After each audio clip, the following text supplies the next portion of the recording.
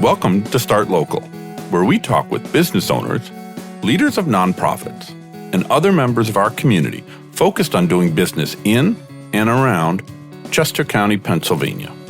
Each episode will provide insight into the local business scene and tell you about opportunities to connect with and support businesses and nonprofits in your local area. The Southern Chester County Chamber of Commerce promotes trade, commerce, industry, and sustainable economic development while supporting a diverse and growing marketplace. The Chamber is proud to partner with the Start Local podcast to raise the profile of businesses and nonprofits throughout Chester County. Learn more about the Chamber at sccc.com. That's sccc.com. Hello, and welcome to Start Local, where we connect with local leaders to support local businesses and nonprofit organizations in and around Chester County, Pennsylvania. I'm Eric Goodwinson, and I'm here with my co-host, Liam Dempsey. Liam, how are you doing today? Super fantastic, Eric. Super fantastic. Really glad to be here. Excellent. Today, we welcome Paula Paisley. She's the founder and president of Paisley Solutions, a bookkeeping service provider based in Kennett Square. Paisley Solutions has been in business for about 28 years, providing both on-site and remote bookkeeping services. And that's a lot to keep track of these days, particularly as we approach tax season here. So welcome, Paula. Thank you. I'm glad to be here, guys. Paula, we're so glad that you're here today. Thanks for taking the time. We know you keep a busy schedule, especially with tax season underway. Thank you. Yes. You started the business in 1996, if I did my math right, and you previously shared with us that your company was an outgrowth of some side work that you were doing. When and how did you realize that your side work could be your only work, a true full-time business? Well, I started out with, I was working with a CPA firm, and we did some transitions of manual bookkeeping systems to automated bookkeeping systems on different software. So I got some experience with it there and decided to leave the CPA firm, was looking to transition into something else and wondering what that was for me. So I connected with a CPA who had an opportunity for me to bring one of their clients from a manual system into QuickBooks. And I said, sure, I can do that. And then when I hung up the phone, I said, what's QuickBooks? Because I hadn't used that yet. So, but it was software. I figured I could figure it out. And as I was continuing on, I picked up a part-time job, but I continued seeing how much QuickBooks could really help small businesses and that there was an opportunity there. And I just really enjoyed the whole process. So that's how I stumbled into it. Bigger companies and organizations, Paula, will likely have their own in-house bookkeepers and finance staff. Individuals just starting their own new business or an entrepreneurs or maybe even somebody opening up a nonprofit to help focus on a cause in their area, they might be doing their own books. There's a sweet spot in between. What's your advice for when that entrepreneur or business or nonprofit leader might want to start to think about outsourcing their bookkeeping? How do you approach that? Well, I think it's the point where they do not have the information that they need to make good business decisions. So at that point, they can look at it and say, okay, my bookkeeping's not timely, it's not accurate. I, as the owner, am too busy to continue doing it, or even they have someone doing it who is the wrong person. So at that point, I think they need to look at it and say, what do I do different? What would you say are steps that a business or nonprofit leader can take to maximize the value they get from their outsourced bookkeeper and accountant once they decide they truly do need to outsource those services? I believe that we should always start at the end with the results that you're looking for and then work backwards into the scope of work. What needs to be changed, what needs to be done differently, or not done at all. And I think from that scope of work, which you have to build together, you need to decide on what the deliverables are going to be and what the expectations are going to be, because it's never productive if you're not doing what they're expecting you to do. In a previous conversation that Eric and I had with Kathy Willichek of Umbright Willichek and Associates, Kathy's a CPA. Eric and Kathy were joking that both the accountants and the IT team know where the bodies and the skeletons are kept. So I have to ask you, Paula, are the bookkeepers in on those secrets as well? We are, sometimes even more than the CPAs and the IT folks. And it's especially when we see business owners who are running personal expenses through the business. Sometimes you just see more than you really want to know. So that's in. Oh, sorry, Eric. I just had a quick follow-up. So let me ask you about that. How does that work in kind of a business ethics, right? You know, you're not the CPA, so you're not filing the tax reports. But presumably you're putting into the right chart of accounts, if that's the right phrase. You say how we're going to record this expense. How does that work? How does that work? Okay, from our perspective, we're not doing the tax return. And with most CPAs, generally they take what the business gives them as the true gospel of what is their business income and expenses. So generally we would caution the business owner, you really shouldn't be doing this. It should be done this way. But from our perspective, if they tell us it's a business expense, then we record it as a business expense. Yeah, that makes sense. You leave the responsibility with the business owner or the nonprofit leader.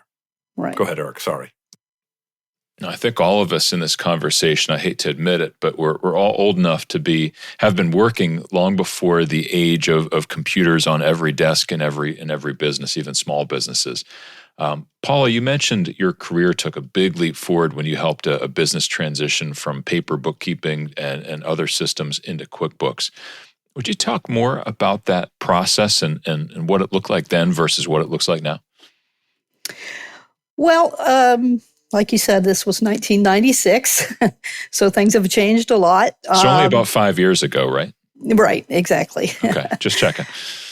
So we were working with a retailer that had 4 stores, and it was first setting up the process of here we have paper documentation, paper processes. Where does this go to be able to transition to the automated system? And we did one company at a time, made sure it worked, trained the staff, and then from there, we just went on to the other companies. And then it becomes a point of letting the business owner see how much different access to information they have, I guess, in being able to point and click for reports. With all 3 co-hosts of our show working in technology, Eric, Joe, and me, Paula, we're going to have at least one tech-focused question, a little bit more than talking about the early days of transitioning paper systems to QuickBooks. Although I really liked your approach. What's QuickBooks? I love it. Figure it out. Move forward. But the point I want to go down is that software was a way for you to grow your business in those early days. And now you're 28 years down the road. You've got a number of employees, and you're a very well-established bookkeeping firm. How else have you embraced technology, and maybe even you were ahead of the curve to give your business an advantage? Well, I think it's in addition to the accounting software, which is a tool, we have much better communication with clients, easier to access information over the internet or get clients to send us information as opposed to the old days of snail mail or drop it by the office. We really can provide real-time assistance when clients have needs right away, with a lot less travel time involved. And we really don't have any geographic boundaries now.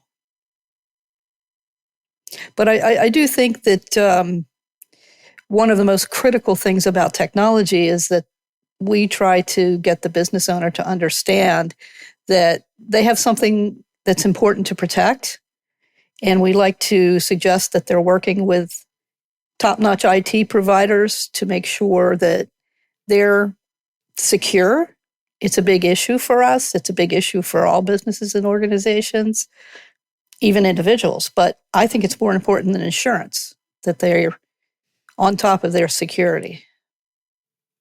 For those listening at home, rest assured that Eric's head is nodding up and down in firm agreement. So, and nor did I pay Paula to say that. So, but I'm glad. I love it when people do say that. So we encourage people certainly to have good IT cybersecurity and good cyber hygiene, but and also insurance because you need multiple layers of defense. No doubt about it.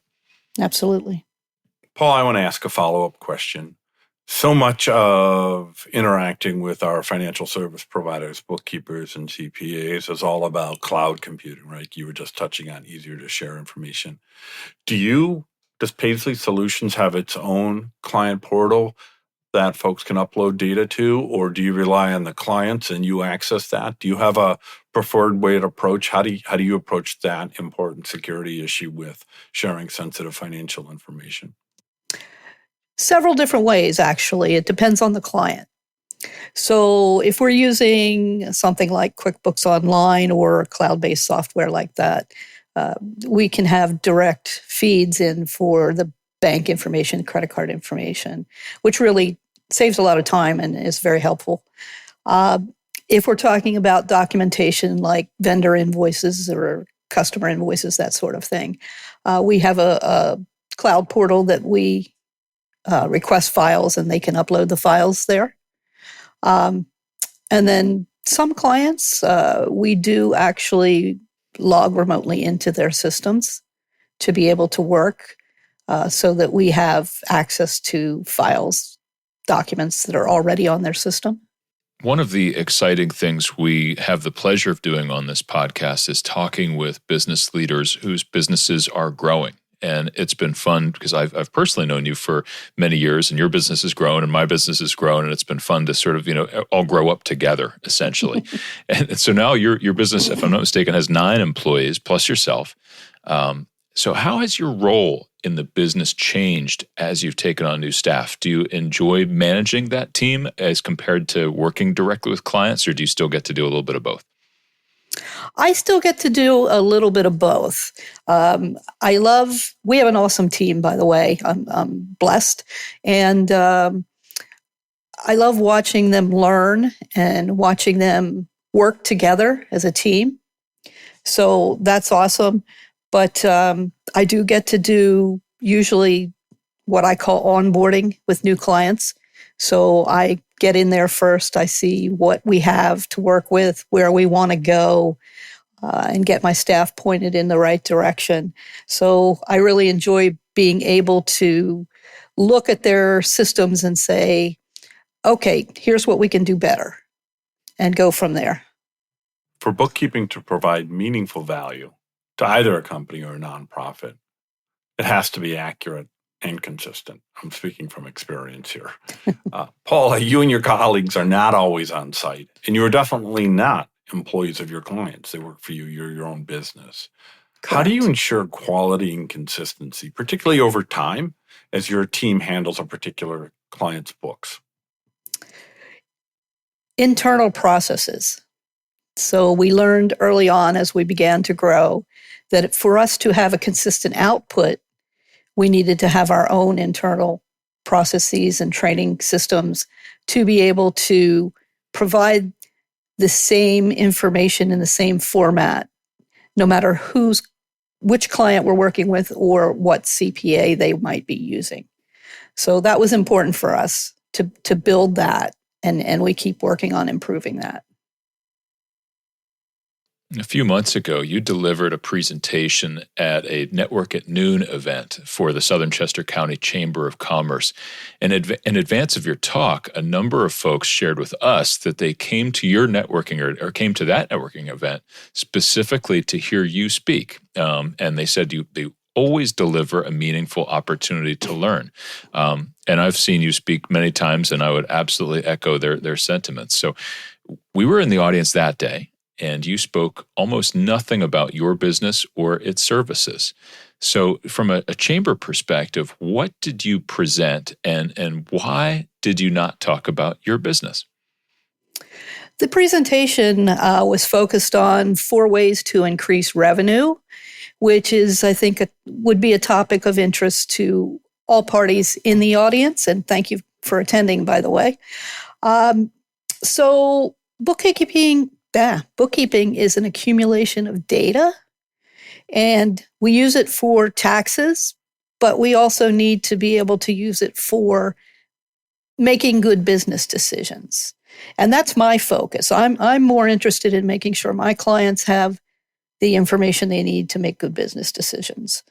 The numbers tell a story, and I want the audience to walk away with something that's going to help them grow and be sustainable.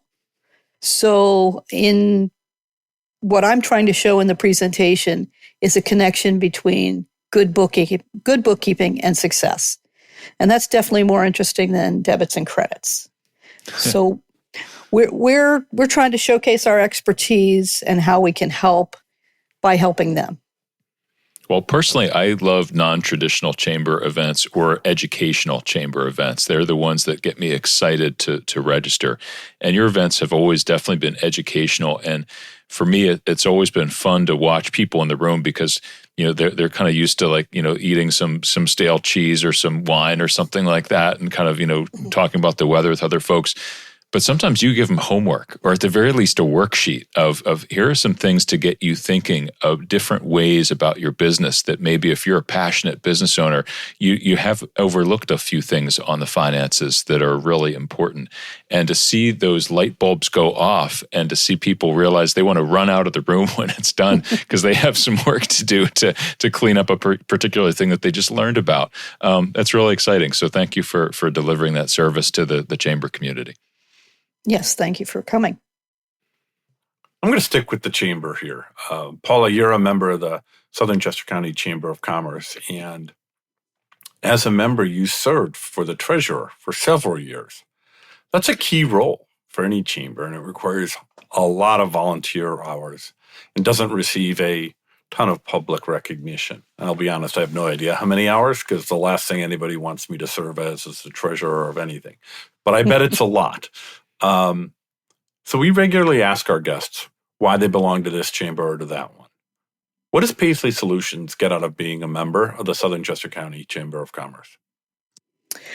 Well, we're actually members of probably 5 or 6 chambers in Chester County, Southern Chester County being our local chamber.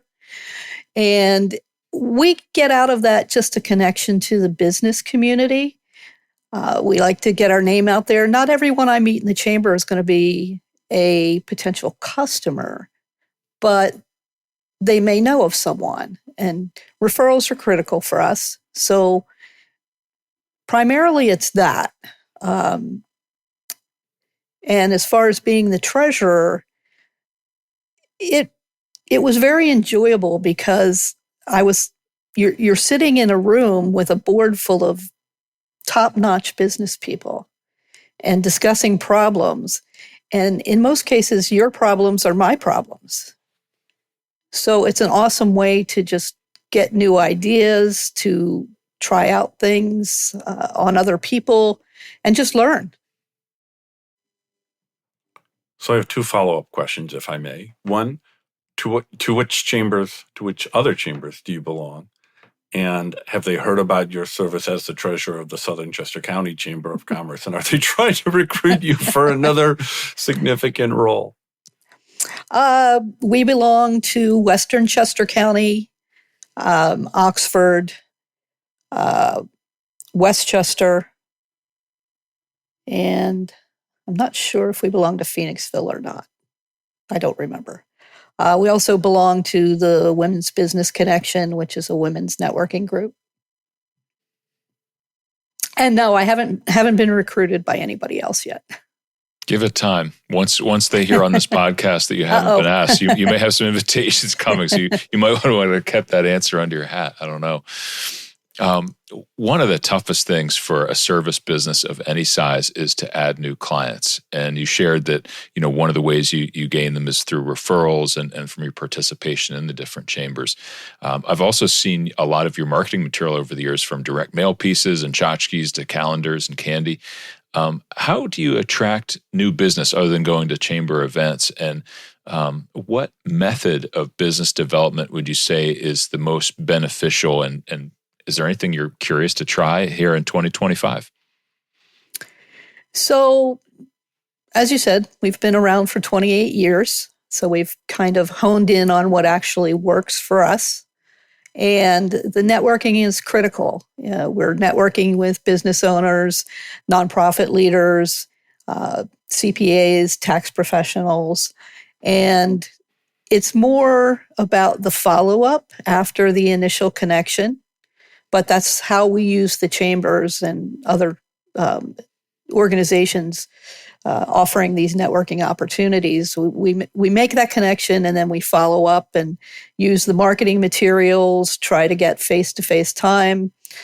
Sometimes these days it's video conference time instead of meeting for lunch. Everybody's so busy these days. But that's really the most important thing for us. And if we're, talking about doing anything different in 2025, I really feel like it's going to be getting back to more of that FaceTime, because we've, over the past few years, have kind of gotten a little bit away from that. And it's just finding ways to do what we know works, but do it better. That makes sense. And I think, the days of sales and marketing exclusively being a remote thing are probably, over. Or I should say, that era is over at this point. And one challenge I'm going to have to readdress is, people always want to, meet for coffee. Personally, I don't like coffee. So I'm always trying to figure out what else can I drink if I'm meeting somebody out for coffee. So I've had the luxury of not having to think too much about that with so much being remote. But now I suppose I have to go back to that. You can do afternoon beers, but that might not always be the right approach for new sales. Paula, I want to ask a follow-up question. Well, we're almost on the same line with Eric in coffee joking, is what does follow-up look like for you? It's okay, you've had a good conversation at a networking event. What are you talking about? Is it just, do you like us? How quickly are you getting into, here's how we can help you? How does that potential business relationship unfold organically in ways that, ultimately lead to business for you? What does that look like? We follow up the original connection with marketing materials we have designed and redesigned over the years to kind of point to what we do and how it's different from a lot of other bookkeeping firms out there. I think we're larger than most of the bookkeeping firms in the area. They tend to be 1 or 2 person firms. So we're trying to present that, and we're trying to present to them our use of technology and our understanding of the need for security, all the things that can make us different than the competition. And from there, we just try to get some face time, whether it's video FaceTime or face-to-face time, which is the best. And after that, we just keep in touch. If you're looking for referrals, your name has to roll off their tongue when they have the person in front of them that needs the referral. So we want to be memorable. Yeah, I get that. Thank you. Before our conversation today, Paula, you shared with me that as a business owner, as a bookkeeping professional, you are seeing fewer people with full charge bookkeeping skills. I wonder if you have any insight into why that might be, and is it creating a hiring challenge for you? And while you considered your answer, I'll invite you to share with us what you mean by full charge bookkeeping. So full charge bookkeeping is taking the individual source documents, the basic transactions of the company. Did they issue a check? Did they issue an invoice to a customer, get a payment from a customer? So it's going from that initial transaction all the way through internally prepared financial statements, and trying to be as accurate as possible with the accounting, which oftentimes, we know more than the business owner about what that is. As far as why it's more difficult to find, I think there's a lot more opportunity out there, particularly for women, which in my experience, a lot of full charge bookkeepers have been women. And I think now there's maybe some more supposedly glamorous jobs like in tech, healthcare, that sort of thing. I don't really have a good answer for that, but it does seem to be the case. One of my concerns is that QuickBooks marketing, it kind of indicates that, hey, anybody can do this. And anybody can plug transactions into QuickBooks. That doesn't make them a bookkeeper. It doesn't mean they understand the actual science behind it. And if they don't get it correct, then their financial statements are not correct, and they're trying to make decisions with bad information. I'm just going to second your voice on, just because you know how to log into QuickBooks doesn't mean you know how to add this charge or that transaction to the right chart of accounts, or document some kind of new type of charge or payment. So yeah, I having done some bookkeeping for myself over the years, I second your statement. Thank you for that. Paula, in your answer there, you made an interesting comment. You said that sometimes you and your employees, know more than the business owners, the clients that you're working with, particularly when it comes to their books specifically. And I imagine that creates an interesting situation for you and your colleagues there, in the sense that, how do you tell a business owner that's very energetic and passionate and knows their subject matter field very, very well, that they're wrong about something with finances? Because I know in IT, there's a really challenging, way that everybody has to show empathy to really understand, what the person is going through. But a business owner who thinks they're making great stuff, but financially they're failing, how do you very politely take them down a peg to make sure that they can have a better foundation, and their business can be grown in a sustainable way? I think it's helpful for us to be able to show them in black and white where it's going off the rails, or where we have concerns. And then from that point, we can't tell them how to necessarily the best way to fix that problem, because every business is different. So we can be a part of the team, but we probably don't know enough about their business to be able to come up with the best answer. So if we can educate them, understanding the financial statements, understanding where the information comes from, and why we feel there's an issue, most people get that. And it's just a matter of being approachable. Well, that may be that sounds like a very rational approach, but sometimes people aren't rational. They can be downright emotional when it's a business or something they feel passionate about. Could I put you on the spot and ask you if there's ever been a situation where you've encountered a lot of negative emotion? I suspect once reason set in, it was probably settled down, and they had to come back sheepishly and say you were right. But has there ever been a situation where you've been tossed out of an office because you were a little too right?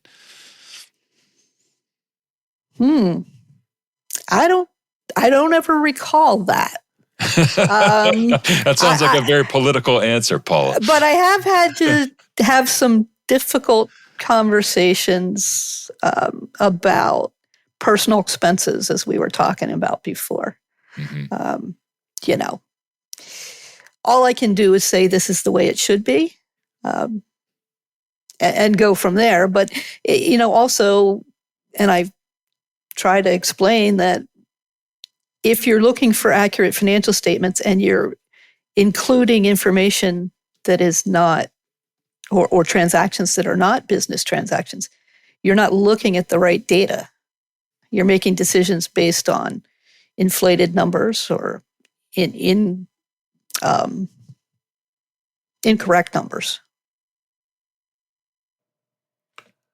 I was going to ask a question if you ever had to inform a business owner or leader that their business was not profitable, but clearly they're going to know if there's no money in the bank account.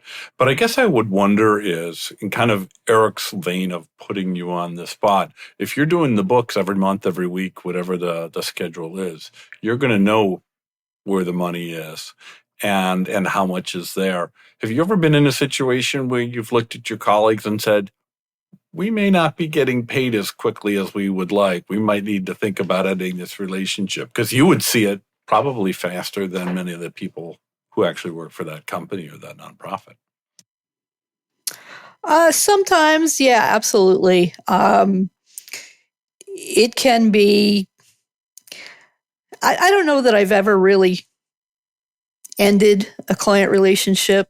I mean, obviously, we've had clients who've outgrown us, moved on, or didn't survive. But there have been a couple that I have ended, and not necessarily because they were doing poorly, but usually there were other issues. So when you're talking about the business owner and the business not doing well, a lot of times it's cash flow as opposed to sales or over expenses. And the issue that we have to discuss is that they're taking money out of the business that isn't really there yet, which with a lot of small businesses is a big problem. They're trying to live off something that they can't live off of yet. And it sounds like these are a lot of the soft skills that you probably have to deal with, from time to time, is just an inevitable part of doing what you do and having the knowledge that you have. So with that in mind, as well as everything else you've been talking about, tell us about your employee onboarding process. What's the hardest thing about training new employees in your business, particularly with remote workers? How do you impart your brand, your ethos, and your methodologies to them? Our organization has always had a culture, if you will, that family comes first. And we start with that right in the interview process. Family comes first, and you don't have to be concerned when you have to approach us and say, hey, I need some time. And we offer our flexibility in the hours so that they can do what they need to do for their family. And I think that helps us build loyalty a lot. So in the onboarding process, we turn to our internal processes that we've developed. We have training through QuickBooks that we can use. And then a lot of it is just hands-on. We kind of throw them to the wolves, put them in front of the client information and say, okay, this is what you're going to do. And it's going to depend on the level of experience of the person that we hire. But in the end, it's two things. It's our internal processes and us as our management team making sure that everybody understands what they're doing and are doing it correctly for the client. So before we ever release the year-end work to the accountant for the taxes, management always reviews it to see if we have any questions or issues. That family-first approach must be appealing to a lot of people, especially coming out of COVID and all the changes that brought to the workplace, which makes me wonder, Paula, are you hiring? We're always accepting resumes. We hire as we grow, basically. We don't have a lot of turnover, thankfully, knock on wood. But as we grow and we're marketing consistently, we're looking to grow. So when we see that need start to arise, we have to bring someone on ahead of time to be able to handle that. Because the last thing I want to do is take on new clients and then turn around and say, sorry, we're too busy. So folks are interested in opportunities with Paisley Solutions. It's the best place to go to your website and find the careers page. That would be perfect. Well, we'll be sure to include show notes, links to that in the show notes over at startlocal.co. Thank you. To shift gears to a little bit more of a personal note, I know from serving with you on the board of the Southern Chester County Chamber and getting to know you a lot better over the years that you're a dog lover like me. And Absolutely. I regularly need to apologize to Liam because my dog will run through the recording studio and shake her head or, bark at the male person or whatever.